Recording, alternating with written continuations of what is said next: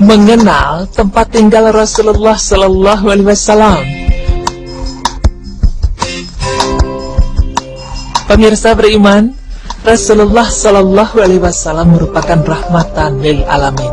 Di masa hidupnya, beliau bukan hanya seorang nabi dan rasul, tapi juga kepala negara serta pemimpin yang begitu dihormati juga dicintai rakyatnya.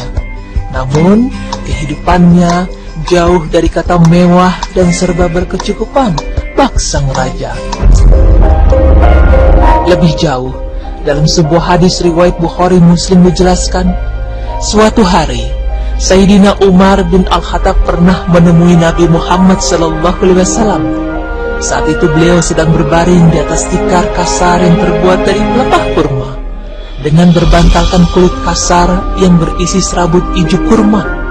Melihat keadaan Nabi Muhammad yang seperti itu, Sayyidina Umar pun menangis. Kemudian Nabi Muhammad SAW pun bertanya, "Mengapa engkau menangis?" Sayyidina Umar radhiyallahu anhu menjawab, "Bagaimana aku tidak menangis?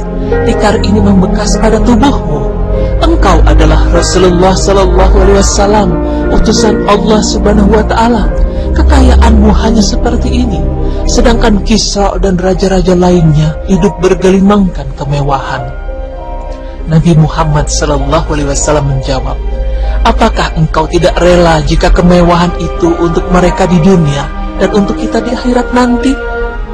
Hadis tersebut menjelaskan bahwa Rasulullah melepaskan diri dari kemewahan dunia demi mencapai kebahagiaan akhirat. Sungguh berbanding terbalik dengan hakikatnya sebagai manusia pilihan yang sebenarnya memiliki kuasa untuk mendapatkan kehidupan yang jauh lebih baik seperti para raja di masanya. Rasulullah hijrah dari tanah kelahirannya Mekah menuju Yathrib yang kemudian menjadi Madinah, di mana beliau melaksanakan kisah hidupnya sebagai manusia pilihan Allah hingga akhirnya wafat di usia 63 tahun. Dan di samping sebelah timur Masjid Nabawi tampak sebuah bangunan yang akan membuat kita takjub karena kesederhanaannya, yaitu tempat tinggal kekasih Allah.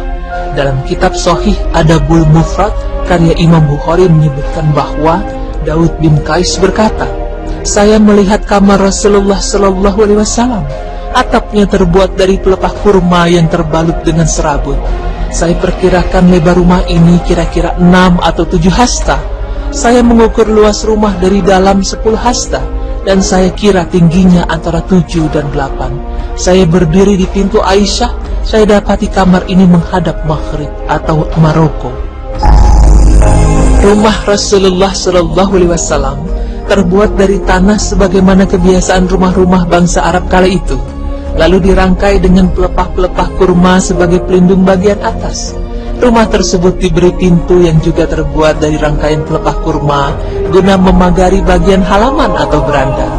Pada bagian beranda itu terdapat pintu yang langsung mengarah ke arah Masjid Nabawi dan pintu lainnya yang mengarah ke arah jalan. Dari situlah beliau sehari-hari berjalan menuju masjid. Dan saat ini, bagian ini sudah termasuk ke dalam bangunan masjid yang kemudian disebut Raudah. Di rumah inilah beliau menghabiskan kehidupan beliau hingga akhir usia. Hingga diceritakan ketika beliau melaksanakan salat malam, beliau terpaksa bersempit-sempit dengan istri beliau Aisyah yang tengah tertidur. Mengenai perabotannya, sebagaimana diceritakan oleh Aisyah radhiyallahu anha istri beliau, di rumah itu awalnya hanya terdapat sebuah ranjang kasar tempat tidur mereka bersama. Lalu kemudian beliau dikaruniai satu ranjang. Kemudian riwayat lain mengatakan, ketika pemuka suku Ta'i bernama Uday bin Hatim al-Ta'i datang ke rumah Rasulullah, Rasulullah Sallallahu Alaihi Wasallam menyambut tamunya tersebut dan mempersilahkannya duduk di atas alas duduk semacam bantal satu-satunya yang ada di rumah beliau, sementara beliau sendiri duduk di atas lantai tanah. Pemirsa beriman, Imam Nasai meriwayatkan mengenai rumah Rasulullah.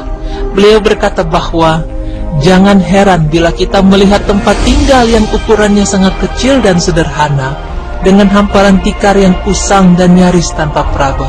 Sebab yang tinggal di rumah tersebut adalah imam para jahid yang tidak butuh dunia kecuali sebagai sarana dan tidak silau oleh gemerlap harta.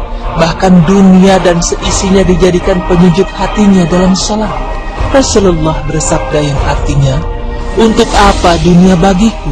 Hubunganku dengan dunia tidak lain hanyalah seperti seorang pengembara di hari yang terik, berlindung sejenak di bawah pohon, kemudian pergi meninggalkannya. Hadis riwayat Tirmizi.